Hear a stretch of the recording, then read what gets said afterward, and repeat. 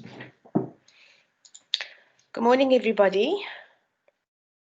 Welcome to our session this morning. Unfortunately, for some reason, my webcam isn't working this morning, so we'll just do without it. I hope you're all feeling rested and fresh and ready for the session this morning. You'll note that there is a link in the meeting chat. I'll just repost it for you to add your name to the, or rather your student number to the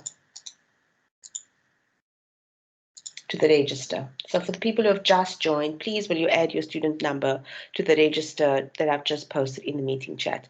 My name is Lynn Isaacs. I'm the tutor for ENG1503 in the Western Cape.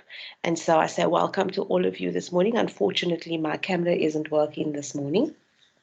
And it was working earlier, so I don't know what's going on, but I'm not going to worry about technology right now. So let's just get cracking into the session. Just to note that the meeting chat is there for you to use for questions, for comments. So I like to create an interactive space. So even though this is a virtual session, it's so important that we stay in contact with one another, and I use the meeting chat for you to do that. So I will be asking you to interact and engage there. Not everyone is always in a place where it's conducive for them to unmute their microphones, and so I use the meeting chat for that purpose. So please feel free to go ahead and interact there in the meeting chat. So this morning, what we're going to be covering, our topic for this morning is demonstrating academic literacy.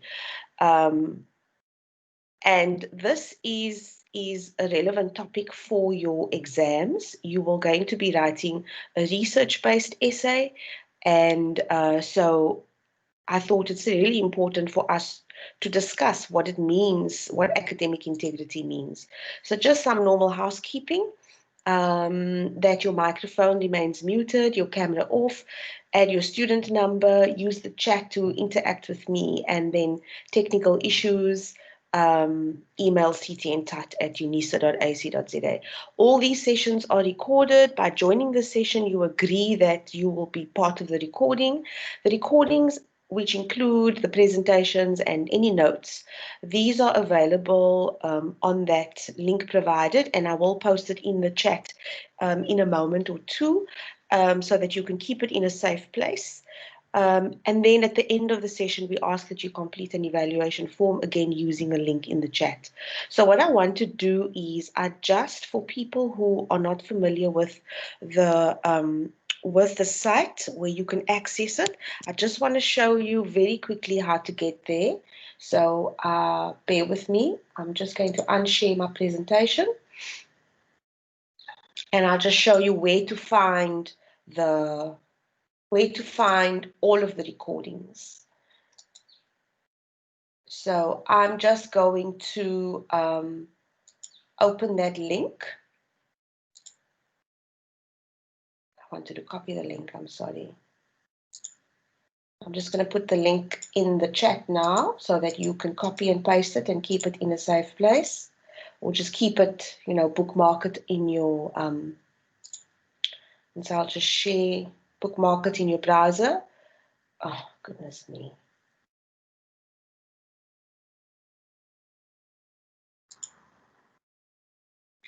Yeah, as luck would have it, the link is not working for me this morning.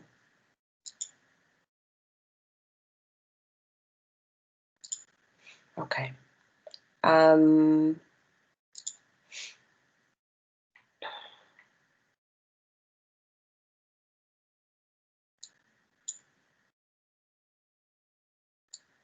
Let me share another link with you.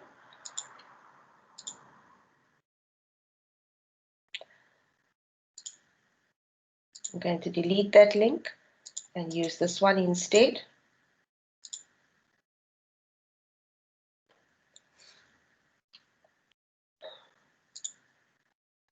So I'm sharing my desktop with you, and so you'll be able to see. Okay, all right. I will log that fault with the admin people, and we can talk about it later. Okay, so let's just get back to presentation.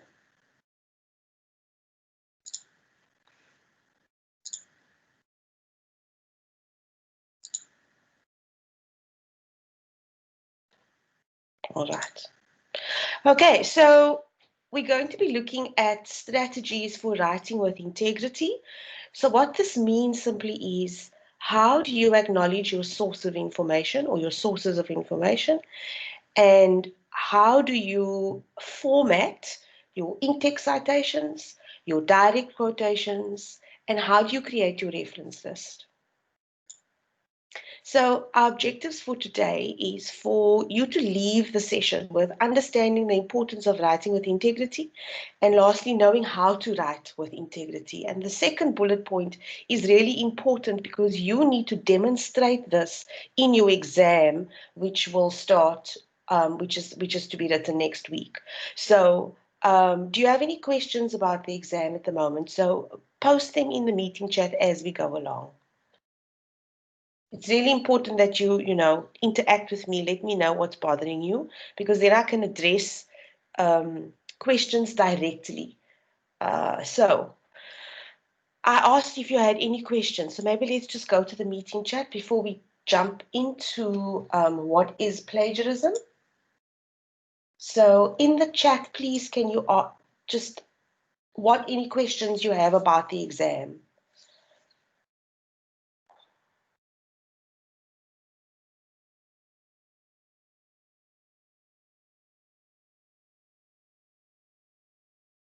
Is it's really disconcerting for me to just be staring at six circles, and so I'd really like to know if you're really there. So if you can just give me a thumbs up in the meeting chat to say that you actually are here, that you're hearing me, some kind of feedback, because I'm sitting in my study talking to myself, so it would be nice to hear from you somehow.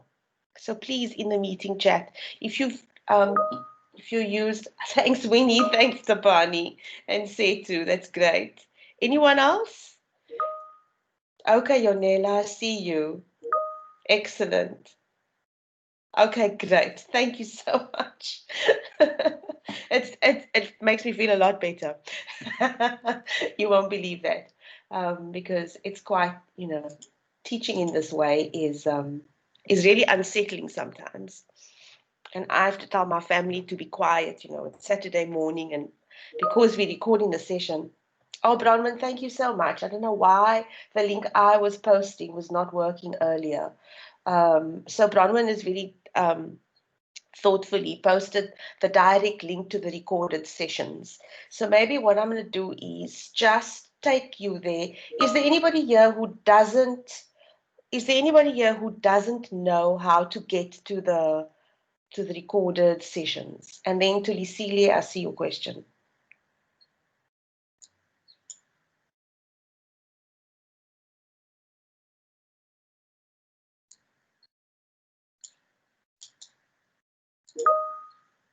Okay, Yonele, all right. I'm just going to copy the link now.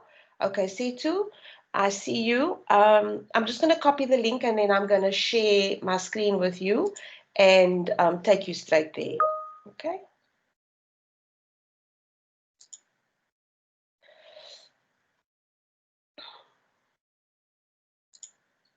Okay, so I've clicked on the link. I just need to share my screen with you.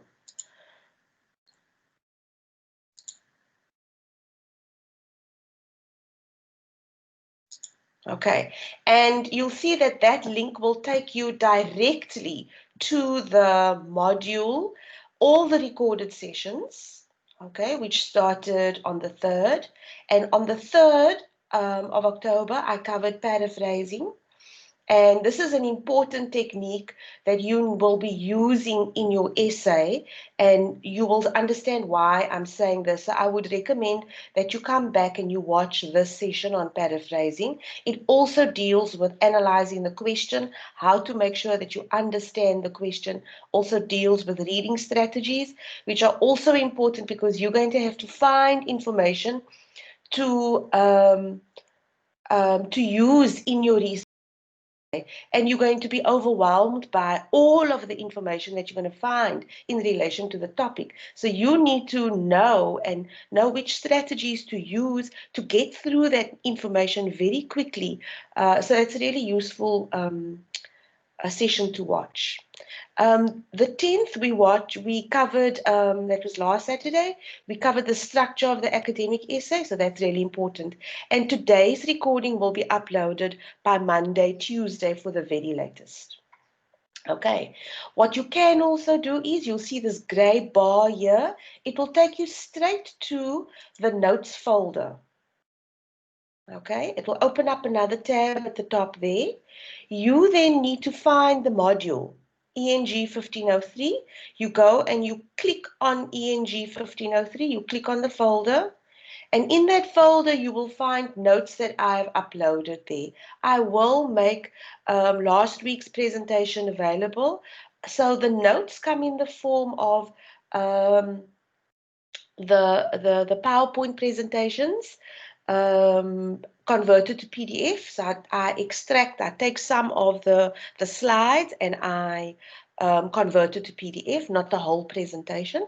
But I'm also here, I'm going to add some extra notes on academic writing, referencing techniques, all those kinds of things. Be in your favor to come here. So this information is available to you for the duration of the exam also. So not only can you access the additional resources on MyUnisa, okay, in the module that your lecturers have made available to you, and all the podcasts and the recordings of information there, and all the notes there, and the feedback to your assignments there, this is also available to you during that time that you're writing that exam. Is everybody clear on that now?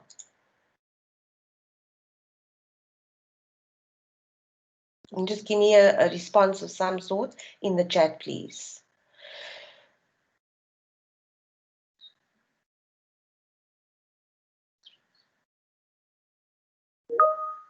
Yeah, okay, great. All right, excellent. So now you know where to find the recordings for the Saturday sessions, and you know where to find the notes. Okay, and again, all of this information is available to you for the duration of the exam. So let's get back to writing with academic integrity. What does that mean? So in the meeting chat, I want you to tell me, what do you understand by the word plagiarism? What is it? What is plagiarism? In the meeting chat, just type for me what you understand it to mean.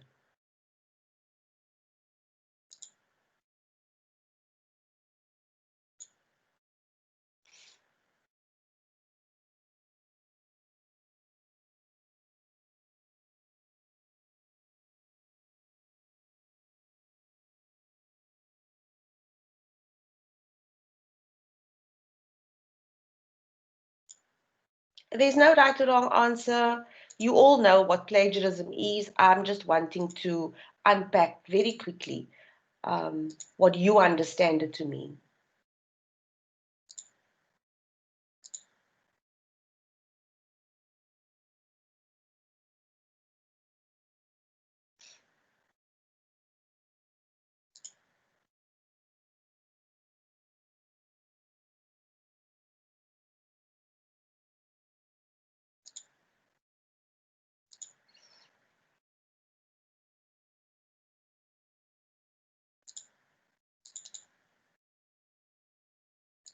Nobody? No takers? Or is it really slow? Is the connection really slow? Okay. Yes, thanks, Tabani. To refer to someone's working without acknowledging them. Yes. Okay. Thanks for that. You're right. So it's when we copy and paste somebody else's thoughts, somebody else's writing, what somebody else's ideas, somebody else's opinions, and we don't say that it's theirs. Okay. So this is really frowned upon, this practice of not acknowledging somebody's thoughts, writing, ideas, opinions, simply copying and pasting it. It's really frowned upon within academia. It's not good academic practice. And so you as a novice writer, you academic writer, you need to learn how to acknowledge sources of information correctly.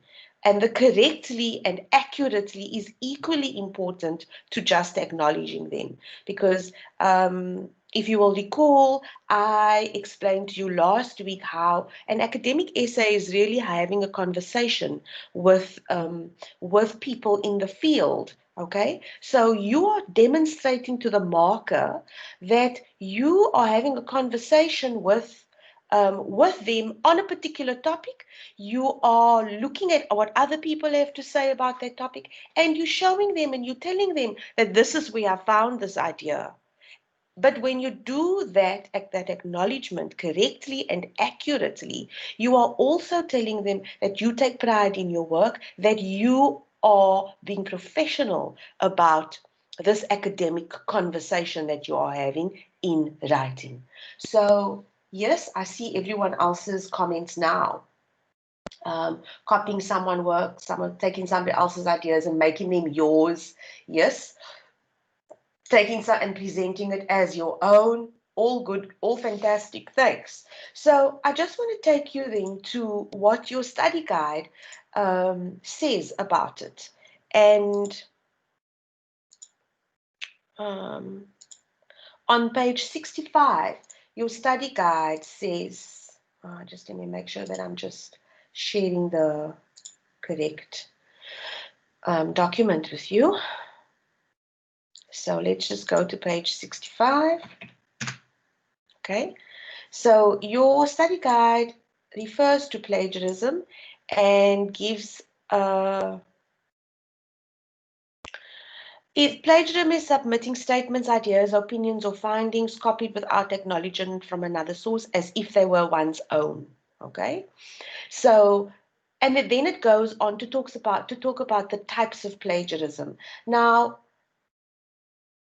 it's important that you understand this because there are different kinds of plagiarism, and often students come into university and they don't, because students don't always understand what is meant by plagiarism and that there are different types of plagiarism. They plagiarize without knowing that they're plagiarizing. And one common way that students plagiarize unknowingly is the belief or the understanding that I've paraphrased it, I've rewritten it in my own words. So why, it's my words. Okay? So yeah, again, expressing somebody else's ideas in your own words and pretending that they are your own. So even somebody else's ideas, not just their words, is also, so when you take somebody else's ideas, their opinions, even if you've expressed it using your own words by paraphrasing it, and you don't say that this is somebody else's ideas and you don't acknowledge it, that is also plagiarism. So that's a common one where students become quite unaware of their plagiarizing. The most common one is when people just copy and paste, okay? And then don't even use the quotation marks. So it's really important that you are familiar with the do's and don'ts of acknowledging. It's not just acknowledging their words, it's acknowledging their ideas and their opinions. And even if you have put it in your own, even if you've paraphrased it, you still need to acknowledge the ideas. So here's just a quick graphic for you of how did I plagiarize or didn't I plagiarize? How do I know whether I have plagiarized? How serious is it? So if, for example, it says here, are you confident that your ideas are your own or that they are so obviously common knowledge that you didn't need to cite? The word cite, C-I-T-E, simply means acknowledge, okay? Any sources? If you're saying yes, then the next question says, did you give credit to all original authors for any text you directly quoted? If you say no, then you go this way. And it says, if you couldn't answer yes to all the questions to the right, then you're most likely in violation of plagiarism standards. Now, this is just to show you how easy it can be, all right, where it can be insanely where you're insanely guilty. And, you know, I feel uncomfortable using words like guilty and using identity theft and copycat and that kind of thing, because it suggests a level of criminality. And I don't like using words like that to describe students. But as first-year undergraduates and novice academic writers, it's so important that you fully understand what plagiarism is. And it's even more important that than just being aware of what it is, you must be able to avoid it in your writing. Because, you know, saying, but I didn't know, isn't accepted by any university. So it's very, very important that you know fully what it means, and more importantly, how do I demonstrate my academic integrity in my writing. So we're going to move on then very quickly to strategies for writing with academic integrity. So the first strategy is, and I found this in a document called Academics I've taken all of this information from a document called Academic Skills Unit Using Sources and Avoiding Plagiarism on pages 19 to 23. And you'll see here that I am acknowledging my source of information. These are not my ideas. I've taken it directly, or I have paraphrased it from this source. This ND here means no date. N for no, D for date. It means that there was no date on the document, but I had to say that there was no date. And I indicated the pages on which I found this information. So I've adapted these strategies somewhat to present to you. So the first thing is plan ahead. So your assignment, or rather okay, for a moment there, I lost connectivity. Is everyone still with me?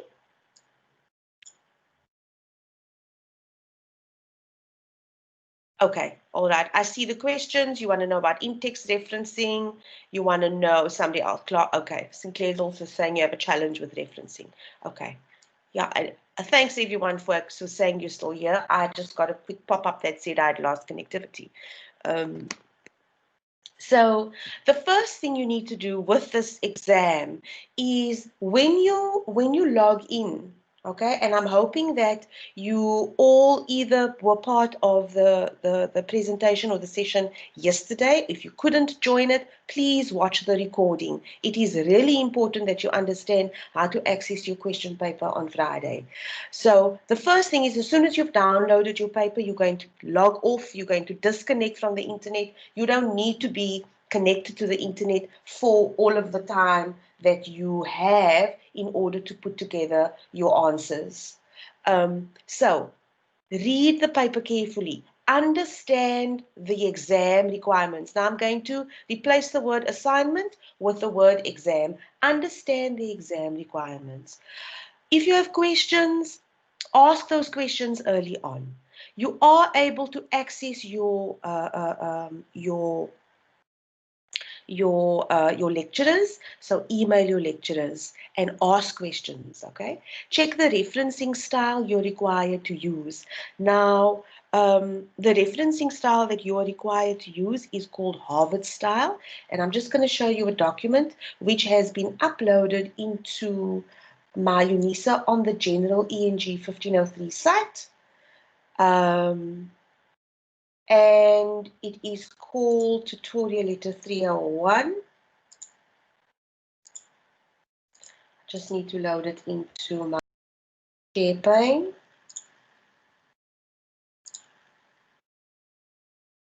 You will find this under, I think it's under additional resources. It was loaded yesterday or the day before. You will find this tutorial letter called A Beginner's Guide to Writing an Essay. Now it is in your interest, ladies and gentlemen, to read through this. You don't need to read it word for word to understand it. Use your reading strategies, okay? Go through it before next week. This is how you're going to be preparing yourself for it. Browse through this for yourself. Okay, this is a valuable tutorial letter about academic essay writing. So it's important that you go through that. So you will find that on my UNISA in the module. So this is all part of your planning. Then part of your planning includes analyzing the question, and in session 1 I spent time on analyzing the question, showing you how to use a 4-step process where you took the question apart and made sense of it. We also spent a bit of time doing that in last Saturday's session, so watch both of those sessions to understand how to analyze the question. We won't be doing that today because we are focusing on strategies for writing with academic integrity, and we want to get to how do I use in-text citations, etc. Now, part of your research-based essay is for you to maintain detailed records of all the sources that you use. Okay, this means that during your research, as you are looking for information to help you write this essay, you need to write down all the bibliographical details, the author's name, the publication, the page numbers. So I'm going to share 2 ways in which you can do that, and these are just practical hints and tips of how you could do this. And I'm going to take you to Google Scholar. Now, please, for any academic research-based essay, never ever use Google. You use Google. Okay, so we're going to go to Google Scholar, and the reason you're using Google Scholar is that you need to make you are having to draw on academically valid sources of information. We cannot use newspapers, we cannot use web articles, website articles, because if, for example, let's just, let me just find an example of a paper here quickly just to help us. Okay. If we were to just go to Google, if we just go to Google now, all right, and we type in, imagine you had to write an essay on the effects of physical abuse. Okay, so we're wanting, so do you see the results you're getting? 406 million. You don't have time for that. And these sources of information aren't necessarily academically valid resources or sources of information. By academically valid, it means it's not based on actual research. It might be somebody's opinion, somebody who is writing for a website. Okay, somebody who is writing for an organization. It may not be based on actual research that people in the field of psychology or child development or emotional or psychological development might have gone and done actual research. Whereas if you were to go to, so let's just take the same and we go to Google. Okay, you'll see the site looks a little bit different. So we want to on children. Effects of physical abuse on children. Now, you'll see that these articles that are coming up are available, and it says UNISA Library. Now, I don't know whether you are aware that you have access to the UNISA online library. And the way in which you ensure that your Google Scholar search results show you only what is available on the UNISA library site is to go to your settings. I know this is very fast, what I'm doing now, but you can come back to the recording if you don't get it. Is you go to your settings and you make sure that your library links are set to the University of South Africa. Now you shouldn't type in UNISA. You need to type in the full name of the university. So it's University of South Africa. You tick it and then you go save, and then you will find that when all of your searches that you put into Google Scholar will show you journal articles that are and books that are available in relation to your question or what your search item. It will come up in the UNISA library, what's available in the UNISA library. Now, I'm not a registered student at UNISA, so unfortunately I don't have access to the library and I can't how to go further than a certain point. But if you wanted to, for example,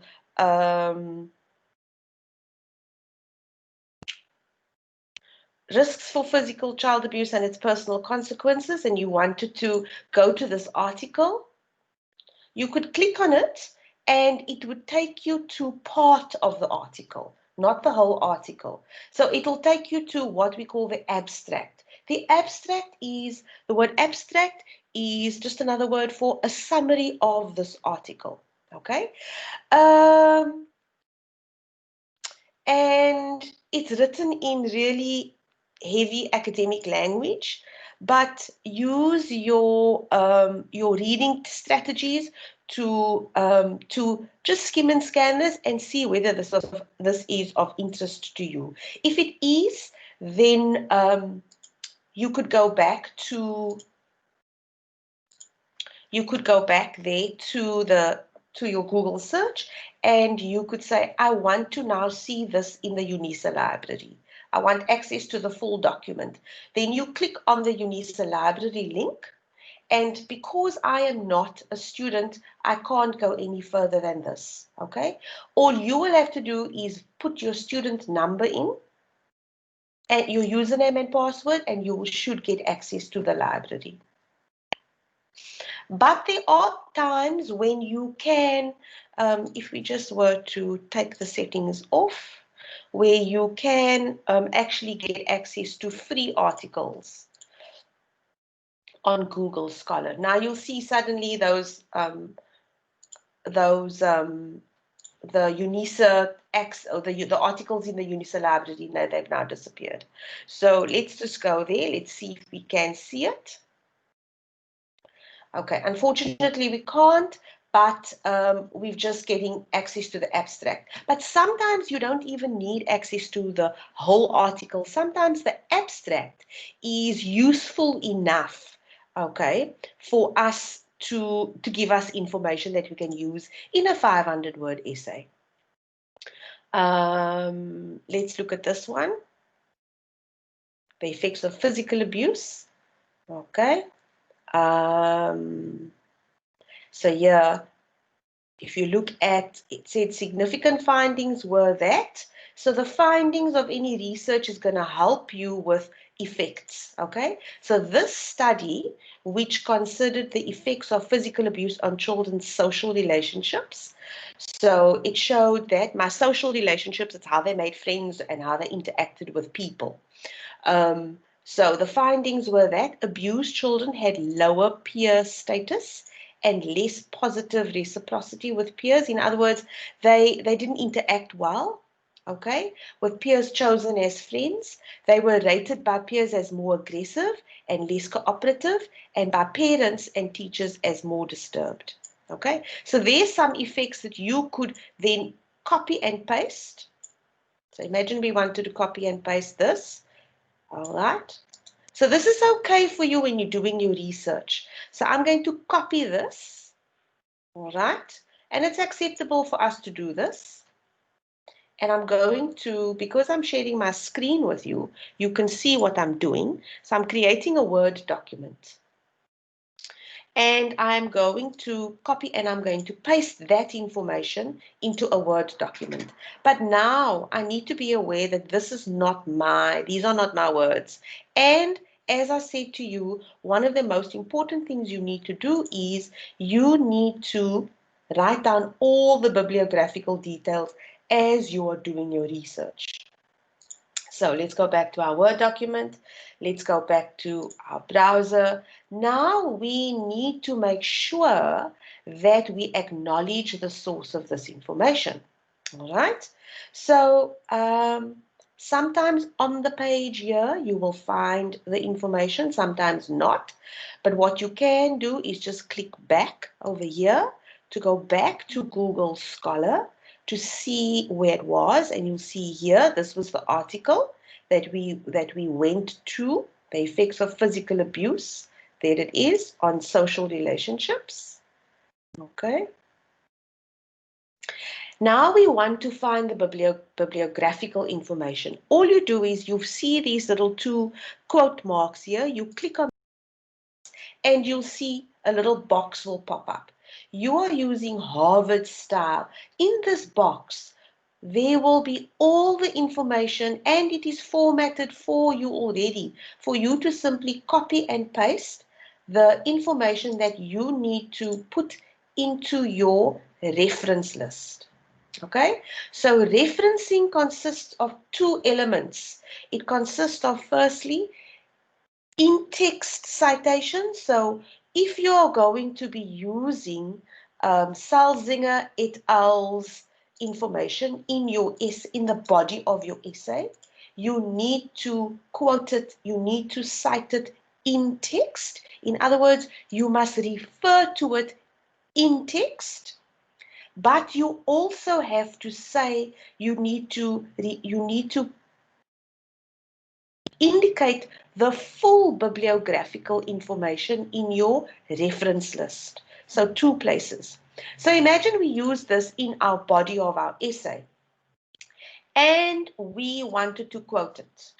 So it's important to use quotation marks because remember these are not our own words. Okay, so and this was taken from the abstract. So you'll see I've got it in quotation marks, and imagine I was writing this in the body of my essay. Okay, I can do this in two ways. I can, at the end of the sentence, I can put Salzinger et al. The words et al. Means it's a Latin term or abbreviation for and others. So et al. Refers to Feldman, Hammer, and Rosario. And I'm going to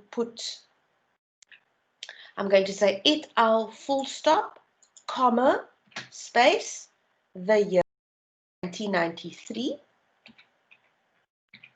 Okay, and because it is a quotation mark, all right, I must put the page number. So let's just go with, imagine that because this is from the abstract, and the abstract is the place where you will find on the very first page of the journal article. Let's just imagine it was on page 169.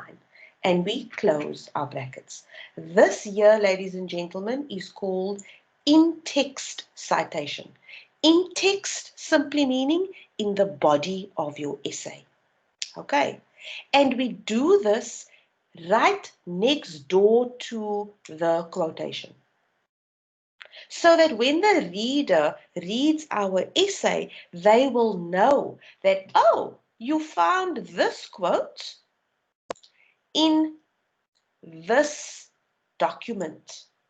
And if they want to know more about this document, they can go to this reference here. This is where they will have all the information they need to go and find that quotation.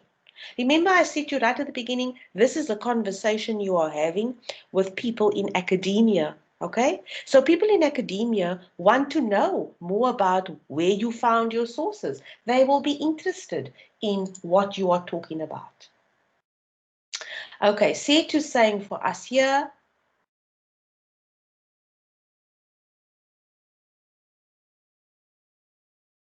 Okay, you're asking, I think I figured a way to avoid being lost. I would copy and paste the citation, then below it, I would paste the abstract as well so that I can somehow keep track of what I will use and use it. Instead of just pasting all the citation and not knowing which abstract will that be. Yes, you know what, Setu? You use whatever system works for you, as long as you are keeping track of the citation information, the full reference information, because this bit here is going to go at the bottom of your essay. It's going to go under a heading called your reference list in your research-based essay. Okay, ladies and gentlemen, please keep the questions coming. It's important because then I can deal directly with any comments or anything you want me to show you again. Okay? Understood. Great. So for those of you who have just joined us, we are talking about in-text citations. We are talking about how do I ensure that I write with academic integrity. And I'm showing you ways in which you can make sure that in your research for your essay that you're going to write for the exam, you keep track of what you copied and pasted, and you make sure that you keep a record of where that information comes from, so that when you are at the end of your essay, you will know very quickly what your reference list will be made up of. Because every in-text citation in the body of your essay must be referred to at the end of your essay in a reference list. Does everybody understand that? I know that I'm going really quickly, but you know, we have 45 minutes left and there's so much more I want to share with you. So what I've done here is I've now going to save this document. And here's another hint for you for the exams. So imagine I'm working on mine and I'm just going to save this on my desktop because I don't want to, I have lots of other personal documents. So I'm just going to save this on my desktop. So on Friday, when you download your paper, or even what you can even do now is, before the exam, is create folders for yourself on your computer in a place that you were going to find again. So I'm going to put this on my laptop. I'm going to create a new folder and I'm going to call this ENG1503 exam. Okay, and you can even go 2020 and you're going to create that folder. Now, in this folder on Friday, when you go onto my UNISA and you download the paper, this is the folder in which you're going to place the paper. Okay, it is the same folder where you are going to put that tutorial letter that is going to help you, that I showed you earlier, that's going to help you with writing that essay with the one about essay writing that I showed you, tutorial letter 301. This is where you're going to put all of your research. So if you want to, you can create another folder inside that folder called research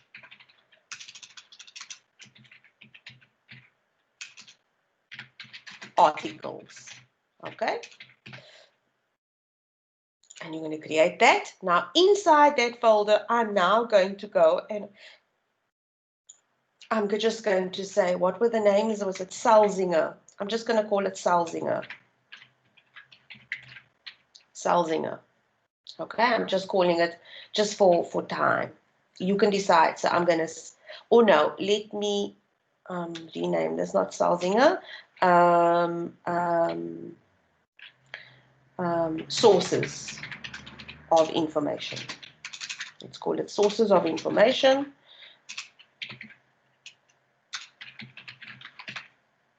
And I'm going to save it. It's a Word document. Now I have one Word document in which to copy and paste all the information. Okay? And you can keep this, so you can keep all your quotes, okay, together with your in-text citations, right? Remember, this is called your in-text citation here, but this is your quote, your direct quotation, and you found this quote here, and in your reference list you got there. Okay, so you can keep this document open as you are going through doing your research, trying to find more information, copying and pasted. Okay, will in-text referencing be part of the word count? Yes, that's a good question. In-text referencing always is part of your word count. Tulisile, will I be able to use a tablet for this exam, or do I need a PC? You know what, Tulisile, using a computer is so much more, it's easier because it's easier to type. But if you don't have a computer, you know, use your tablet. Otherwise, you can also write out your essay. It's going to take you longer. So use your tablet for your research, you know, use your tablet to help you with your but then you can hand write your actual essay and then scan it into your tablet and then upload it into your tablet and then upload it into MyUnisa. I hope that helps. You know, the exam is not the time for you to go and learn how to do all of the things I'm showing you here. All right, that's not the time in which you to do it, unless of course you're familiar with a PC already. Then of course if you have access to a computer, then go for it. But if all you have for the exam is a tablet, then do that. Nurjahan, you're saying you found this Google Chrome extension helps us, but my website, yep. It checks the document. Fantastic. So, Nurjahan, that's great. So, you know, I'm showing you one way, but you might have found, like Nurjahan here is talking about her own way. You can save your sources and revisit later. Fantastic. That's excellent. Okay. So you found a way, you figured it out, and that works for you. So great. This can be, for what I'm showing you is just another way to do it. And who, you know, I can also learn from you. So what I'm wanting to show you here now is how within Google Scholar you can find the reference information. And the point I'm trying to leave you with is always ensure that you record the bibliographical information. This is really important because you don't want to, at the end of writing your essay, oh goodness, where did I find that? I don't know where I found it. Now you're going to scrounge and hunt and all kinds of things. You're going to look for it. So I want to just show you another tool.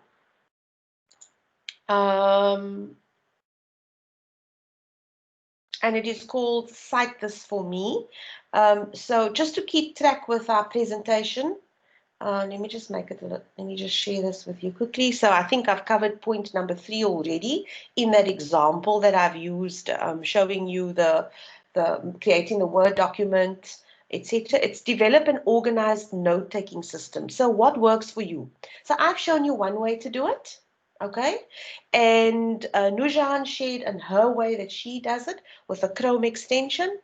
And as you advance and progress and develop as a student, as a novice academic writer, you will work out all of these ways for yourself. So when you, with regards to this strategy, developing an organized note-taking system, that example that I showed you now is one such way of this organized note-taking system, where you put quotation marks around everything that comes directly from the text and paraphrase the original text, reword it, rearrange the ideas, and write its source information. The source information simply is referring to the in-text citation. Okay, the author's surname and the year in brackets that is going to be in the body of your essay. So it's important that you do that. And then go to tutorial 1, the recording of tutorial 1, where I showed you how to paraphrase. Now, on that note of paraphrasing, you can do that in your Word document in the same place. So if you wanted to paraphrase this, okay, you can do it right below. So maybe you can just give this a little heading for yourself and say this is the direct quote.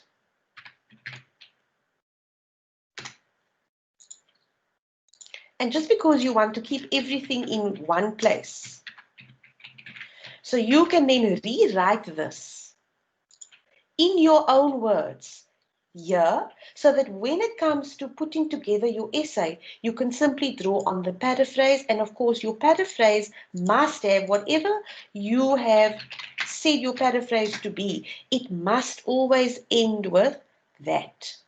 So you copy and paste it in your paraphrase, because even though it's a paraphrase, you have to acknowledge your source of information.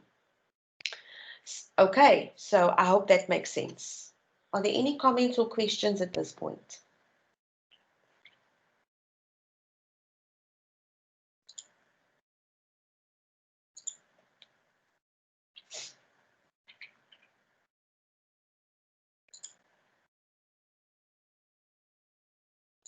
Okay. So let's continue with.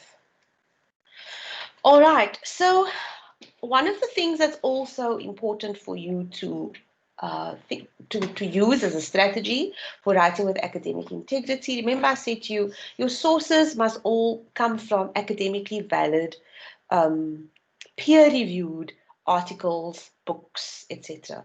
So you need to ask yourself and evaluate what you read. Is this source valid? Ask questions about this. Who wrote this? What is the author's perspective? How old is the material? Is the material referenced? Now, you'll find that if you're just going to go to Google, you're going to find that many of those sources are not referenced. There is no author's name. They are not referring to research as such. And so this is why you are discouraged from using just plain old Google as a source of information for a research-based essay, an academic essay that is research-based. So let's move on then to the last two strategies for writing with academic integrity. And we've already started doing this. So use your sources correctly and appropriately. So you can quote directly from a source and then provide a reference. You can paraphrase the words or information and provide a reference. And you can sometimes, so that example that I copied and pasted into a Word document, you can summarize that information, paraphrase it, and still provide a reference for it. Okay? Remember when we summarize information, and I did this. I did the summary also. How do we summarize information? I spent a little bit of time talking about that in session 1. You'll find that in that recording. You still have to provide a reference. Remember, it's not just direct quotes and paraphrases, but also summaries that you have created. And when we summarize, we paraphrase what we have read. A summary is a condensed or a shortened version of what someone has written. So let's just have a look at how that looks in real life, in an actual essay.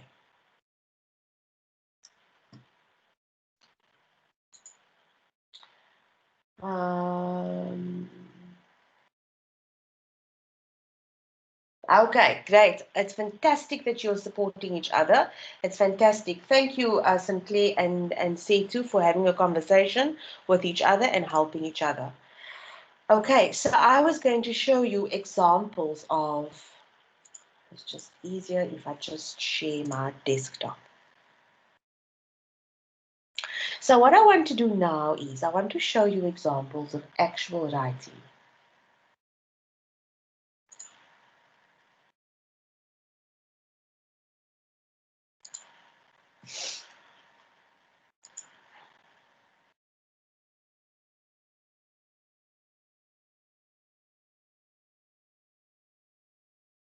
Let me show you this one here.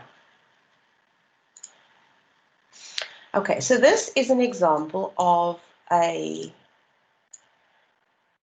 student's essay a few years ago, and the assignment, this was assignment 2 a few years ago, where students had to write a research-based essay, and they were given a statement, and they had to write an essay in which you discuss 5 factors that have been identified in South Africa and other parts of the world that contribute to child abandonment. So if we were to analyze this topic, the overarching main idea of this essay is child abandonment. Okay? The question is saying, what are some of the contributing factors in South Africa and other parts of the world?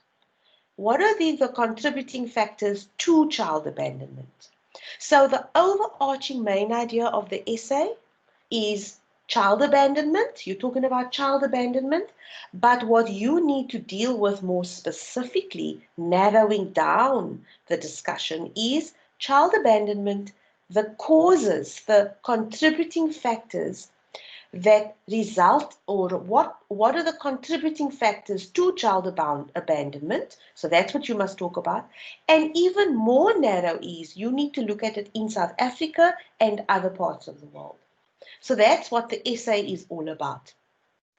But we're looking at today specifically at how in-text citation and referencing works in an actual essay. So what I want to show you here is how this student used in-text citations in a number of ways in their essay. So you can do it in a number of ways. The first way that you can do is to give a quote. Okay?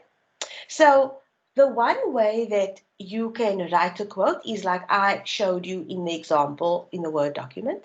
But another way that you can use a direct quote is to put that quote within a sentence of your own. So if you were to look at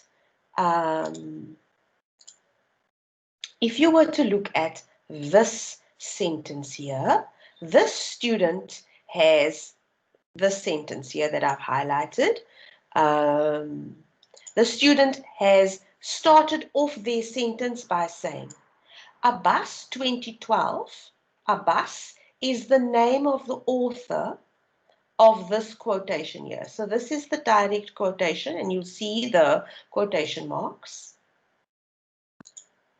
Okay, in yellow. So that's the direct quote. But what this student has done is they've written a sentence to include the quote. And the sentence starts with the name, the surname of the author, then followed by the year in which this person wrote that quote. And the student then says, Abbas 2012 states that child neglect is, and then provides the quote. Okay, do you see that? Another example is this sentence here, where they've done exactly the same thing. Here is the quotation. You'll see the quote in quotation marks. And again, this, I'm sorry, why am I struggling like this? Again, the student has used a direct quote. Okay, so in what the student is doing is using other people's definitions of child neglect.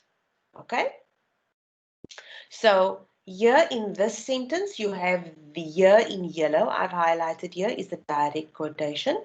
But this direct quotation is taken from another source. So here it is Sacchetti and Toth, 2005, define child neglect as. Okay? And then they open the quotation. Now what is missing here is the page number. Okay? And you would have to add the page number here after the quotation. All right? The direct quotation. Does everybody understand this? Do you have any questions or comments on this one?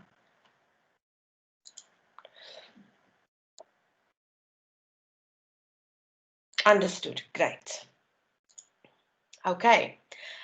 But now what the student has also done is this student has used paraphrased information from their sources. Okay.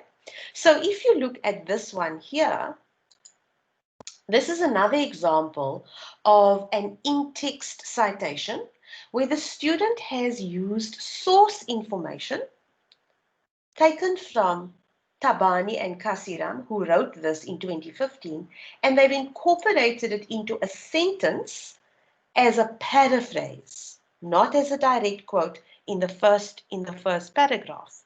So, if you see here, they've written a sentence. So, Tabani and Kasiram 2015 studied child abandonment in Lesotho and established that poverty is one of the greatest contributing factors to this scourge.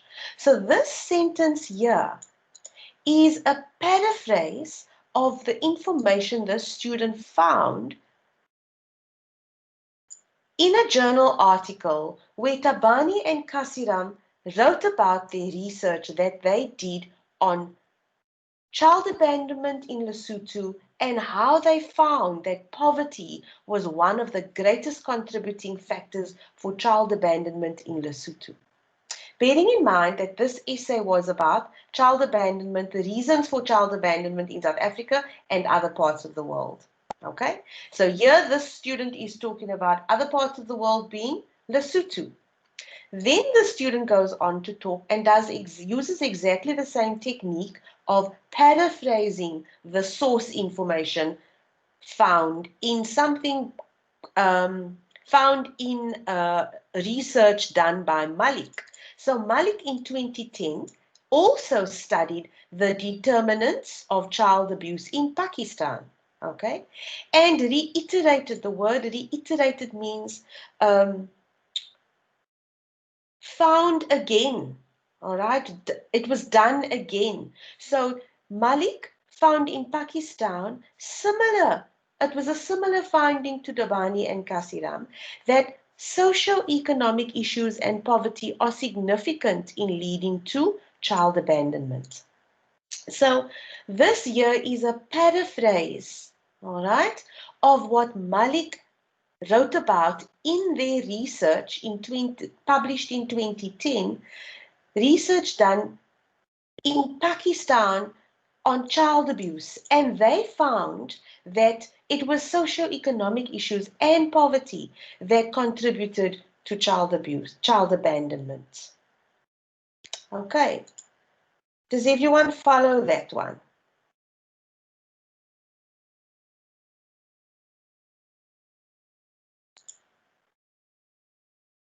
Could you please show a different essay example as well? Yes, I'll do that.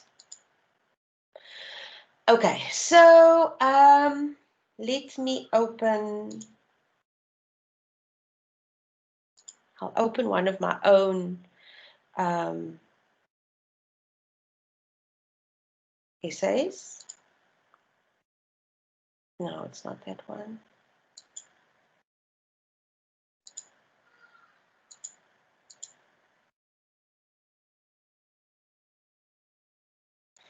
Um,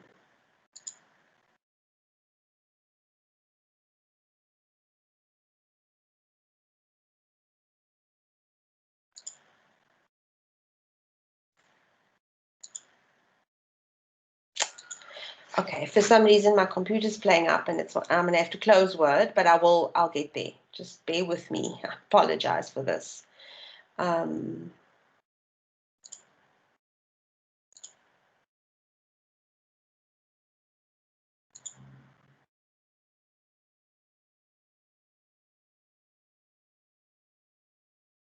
Seeing that there are no page numbers including when referencing, and no, the student won't be. So Khlonesedi, when you are paraphrasing, okay, you don't need to indicate the page number. All right? But when you are quoting, you must indicate the page number. That's just one of the rules of referencing that you need to learn. Okay. And for Harvard style, you have to do that. So before I move from this example, I just want to show you how these sources of information here, Tabani and Kasiram and Malik, how the student has paraphrased and quoted directly, but look at the end in the reference list. The student, where's Tabani and Kasiram? There is Tabani and Kasiram, do you see? All right, there's the full bibliographical information in the reference list. There's Malik, okay. What was the other one that we saw? We saw Abbas at the beginning. Okay. So and there's Sacheti and Toth. So every in-text citation, whether it is a direct quote or whether it is a paraphrase, must be mentioned in the reference list at the end of your essay, and it must be in alphabetical order. Okay, so you see by author surname. So Abbas, Akanji, Blackie, Blumenthal, Sacheti, Dada, Lamont. So you'll see it in alphabetical order. Okay, so let's just see if we can find, let me see if I can open up this assignment of mine. Okay, all right. So I am a postgraduate student at UCT, and so I'm going to show you again an essay that I wrote in last year. And again, don't worry about what the essay is about. I'm wanting to show you how you use in-text citations, how you use paraphrases incorporated in your, as evidence, okay? So, just very quickly, I've highlighted here in yellow for you. If you just jump back to the structure of your essay.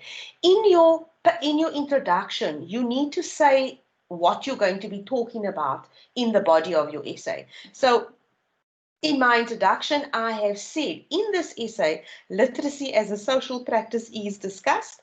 And here in my first body essay, I am discussing literacy as a social practice in that first body paragraph. Then I say if that is going to be discussed, followed by an overview of the features of ethnography as a research method.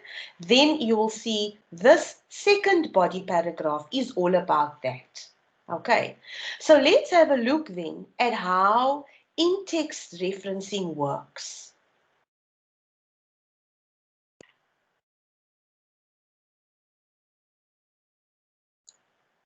So I'm going to take off I'll put no color here. So let's just look at this first sentence. Now, in academic writing, it is acceptable for almost, remember, you are having a conversation with subject matter experts, okay? And so in this essay that I've written, almost every single sentence has in-text referencing. Why? Because I am presenting to my lecturer what others have said about this idea of social practices, that literacy as a social practice. So in my first sentence here, I've written this, which is a paraphrase of these people's G 1990, Lee and Street 1998, and Lillis 2008. So these three people here, this is a paraphrase of what they wrote about, okay, where literacy as a social practice, and they wrote about literacy as a social practice, and I have paraphrased what they wrote about in their research. So in my essay, because I'm at postgraduate level, I draw on many resources. I don't have to only have 5.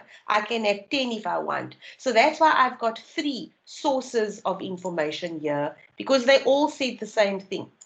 Okay. Then, so this is a paraphrase where I just refer to their research, what they have said in their articles on literacy as a social practice, and I am acknowledging my source of information at the end of my sentence. Okay?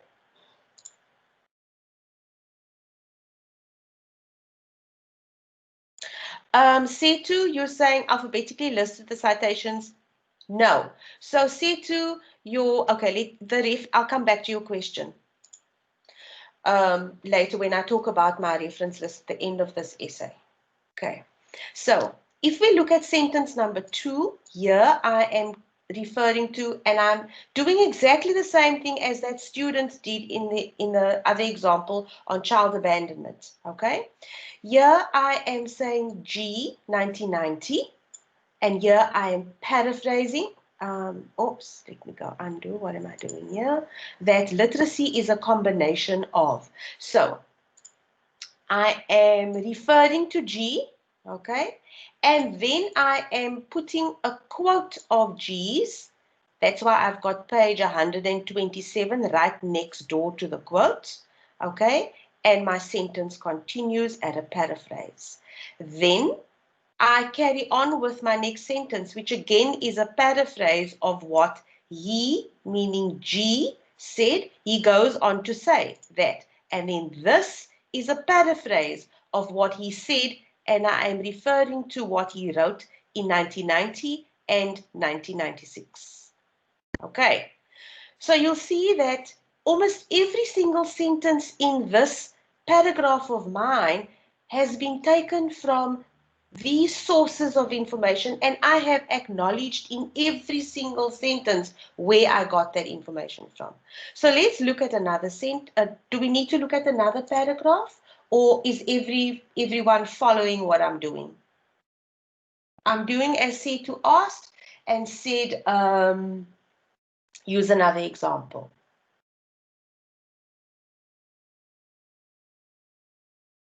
Is everyone following me? I can give me a thumbs up, please.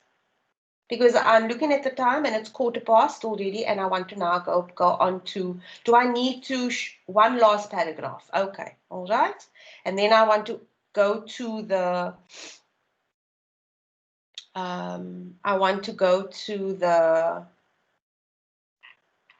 the reference list. Okay, so let's undo the coloring here and go 0. So here in this sentence, let's find this first sentence here. You'll see in this sentence, I am acknowledging Hammersley, who wrote in 1993, and I am paraphrasing what Hammersley wrote in 1993, who describes ethnography as a method of social research in which data is gathered in a naturally occurring context and not in an artificially created environment.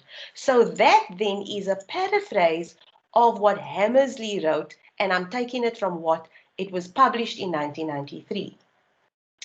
Then I am repeating what I'm also going to draw on Hammersley in 1993, and I'm saying the researcher collects the data mainly through observation, etc., etc. And again, this is a paraphrase from Hammersley, put in a different color. And again, do you see how I am I am acknowledging Hammersley in the middle of the sentence, right next door to the paraphrase. So what I'm doing is I am building sentences of my own. These are my own sentences, but I am using Hammersley's information, paraphrases of what Hammersley wrote published in 1993, and I'm creating my own essay using Hammersley, but I'm acknowledging that this is not my own idea. I'm drawing this information from Hammersley.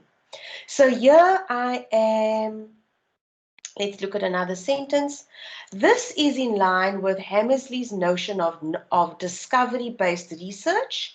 Again, I am drawing on Hammersley, and again, you'll see how I created a sentence referring to Hammersley's research, and I quote the year within the middle of the sentence because I'm saying, look, this is what I just wrote about is in line with Hammersley's notion of discovery-based research, and he wrote about this or published this information in 1995. And then I go on to define what he said about it. Okay. Is everybody okay with that? Is it necessary to cite in every sentence? Yes, Winnie, it is necessary to cite in every sentence, even if it is a paraphrase. This is what academic writing is all about. It's learning to make sure that when I write and I'm drawing on somebody else's ideas to write an essay, okay, in response to a question, I have to, even if it's a repetition. So you'll see here in my sentences, I'm drawing on Hammersley all the time, 1993, 1990. This is what is accepted academic writing practice, okay? So even if every sentence is acknowledged, if it's not your idea, if it's not your opinion, even if it's a paraphrase, you have to reference it in text. Please keep the questions coming because I'm now going to look at your questions and see what you are having to say. See, okay, we've done with that one with Chloneseri's question about penalizing the student. Somebody was wanting to know, okay, advice font and font size for the exam. All right, so I see somebody's answered already. Thanks, Nurjan. Arial or Times New Roman font size 12. Now, if you look at my essay, you'll see I use Times New Roman and 12. Or Arial is also okay. But you'll see I also use the spacing of 1.5. Okay. Why do I do that? Because it just makes it easy for the person to read.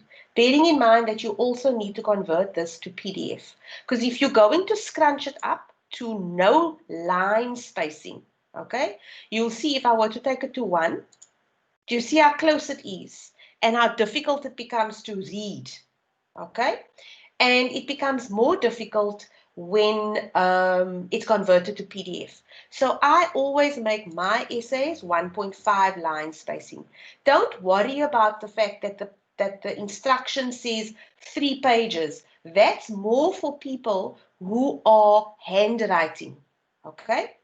If you are typing your essay, you can easily see how many words you have typed. So if I were to just highlight here these first 3 paragraphs, you'll see at the bottom here, it says I've already got 507 words. Okay, so you can easily see what a typed page would, what the length in terms of word count would be. Yes, say two. In a research-based essay, you hardly use your own ideas. It's all about paraphrasing, quoting, and citing. Okay, please show us how to copy reference in Google Scholar. Okay, I'll show you how to do that again. And then C2, I need to come back to your question about the reference list being in alphabetical order. So maybe let's just do that now, and then we'll go to. We'll also and then I'll go back to Google Scholar to show you how to copy the reference in Google Scholar. I'll show you how to do that again. And then Yonela saying, we also count the in-text references. Yes. So in an academic essay, your in-text references also count towards your words. Okay, so if I highlight that first paragraph there, you'll see it's 236 words, and it includes the 1990. That counts as one word. Okay, if I highlight this here, if I just highlight that 1990, do you see at the bottom here with the word count? It counts as one. All right, so yes, your in-text referencing counts towards your 500-word essay. All right, but your reference list doesn't. So just remember that. Okay, so where were we going to? We were going to the reference list. So now just remember, I was talking about Hammersley and G and all these people here and Lillis and Leon Street.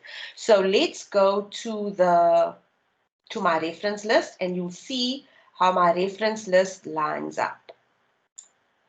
So here's my reference list, and there's G. Remember, I referred to G in 1996 and 1990. Here's Hammersley, okay, 1994.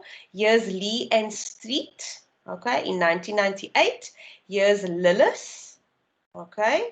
There's Pink, all right. So this is my list of references. I also referred to a document that was, the nature of my assignment was such that I needed to refer to this document that the student that I observed doing their homework for the purpose of my assignment. This was a document. So I had to, and I referred to this document in my assignment. So I had to acknowledge that whole bibliographical information. There's Barton and Hamilton and those people.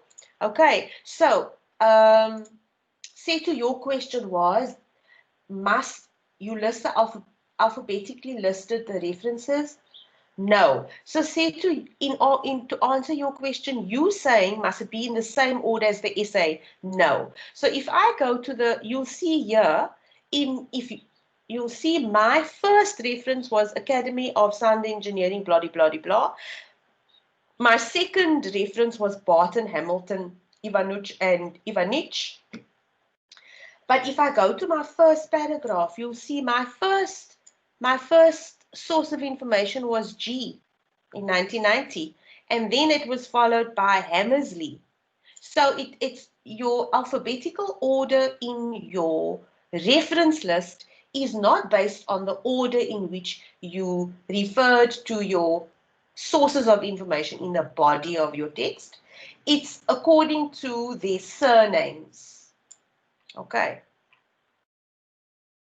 It's according to so Academy of Sound Engineering because of A, then followed by B, then followed by G, then followed by G again, then followed by H, L, and P.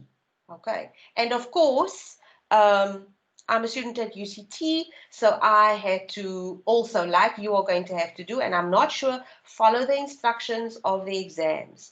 They will either tell you to type up your Declaration of Academic Integrity or your declaration form, as it's called at UNISA, or you're going to have to click on the honor button when you upload, which then is your automatic Declaration of Academic Integrity. Okay, Setu, does that answer your question?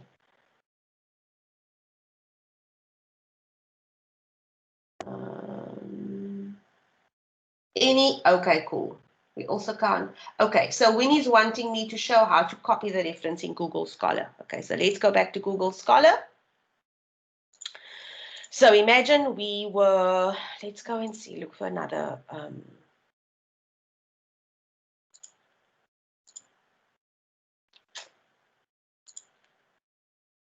Okay, Google Scholar. Let's just think of a topic here quickly. Corporal punishment. Now,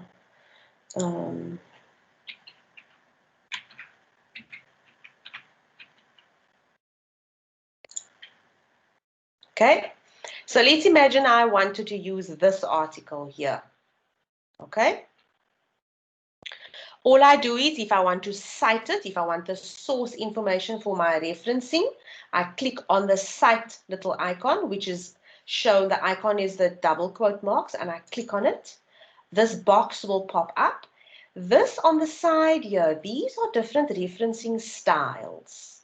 Okay, there's MLA, there's APA, there's Chicago, there's Harvard, there's Vancouver. Okay.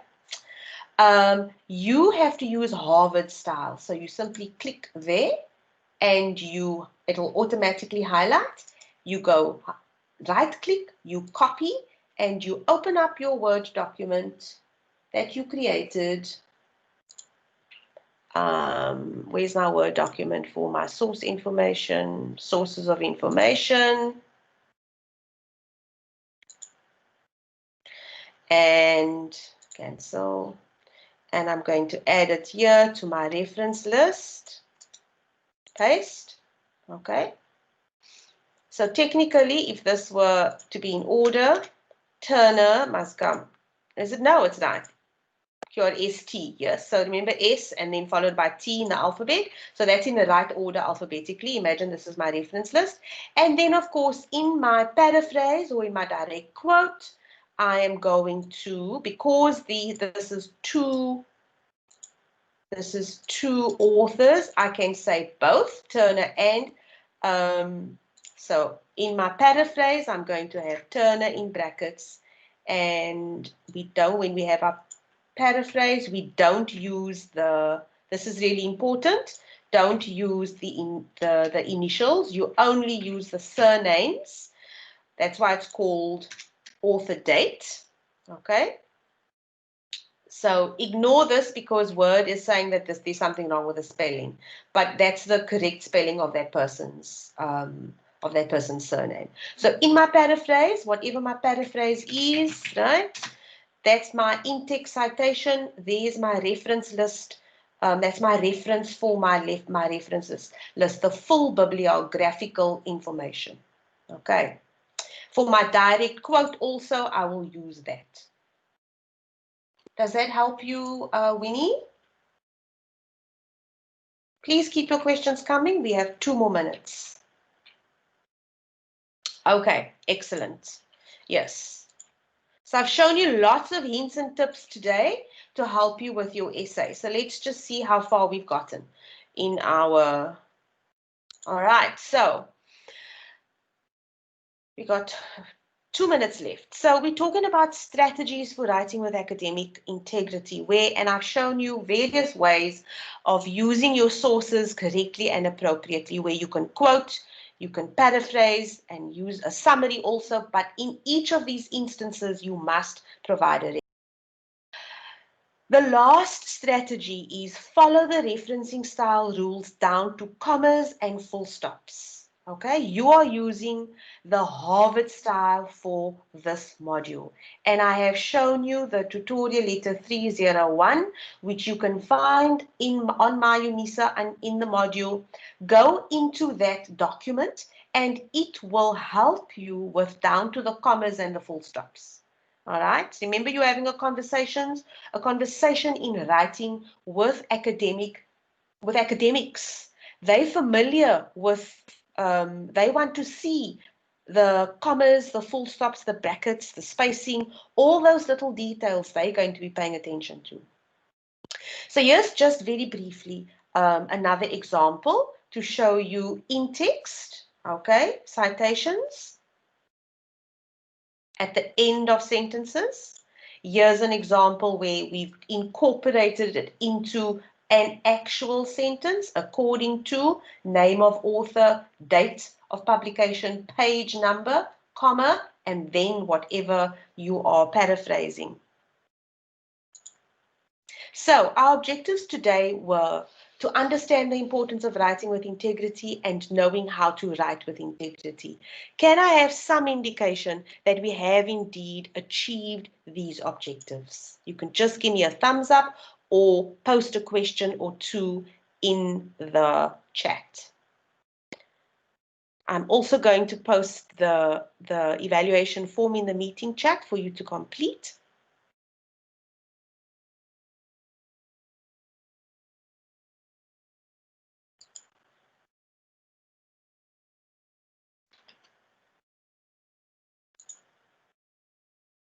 Okay, great. All right, we have indeed achieved our objectives. That's excellent. Fantastic. I'm so pleased that you're all with me, and I'm so pleased that you're all here. So I'm going to need you now to complete the evaluation form for me, and I'm pasting the link in the meeting chat, and there it goes. If you have any questions, please post it in the chat. I'm happy to and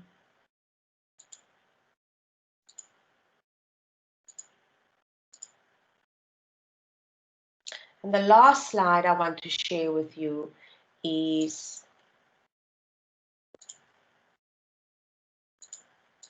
to say thank you. To say thank you very much for being with me here today, and all the very best for the exams. So on that note, ladies and gentlemen, unfortunately, as I said earlier, my camera isn't working, so I can't. Let's just see if it's going to work. No, it's not going on, so unfortunately, you won't be able to see me. So I wish you all of the very, very best for next week. Please remember that you have loads of resources available to you. You now know where to find I'll just post the link again. Let me just go back up here to post that link in case some people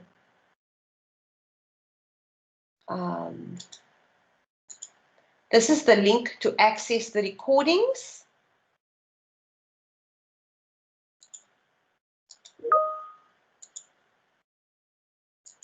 You're welcome, Winnie. I'm pleased you found it helpful. I've just posted the link for feedback, and I've posted the link to access the recordings of the 3 tutorial sessions that we've run from the Western Cape for this module. So I say thank you to all of you, all the very, very best for next week, Friday, and do your best. Read your instructions carefully, okay? Go and watch the recordings now. Pay attention to the little details. Don't skim and scan everything. Some things you can skim and scan, but there are other things that you need to read word for word. And don't panic. Just calm down and read carefully and pay attention. Go and work out for yourself. Go and create your folder that I explained to you how to create it. Put your sources of information in there. If they are, pay attention to the announcements coming from the lecturers for the module. Go and watch any recordings that they're posting. And so on that note, I bid you all goodbye and all of the very, very best for all of your exams. Take care. Stay safe.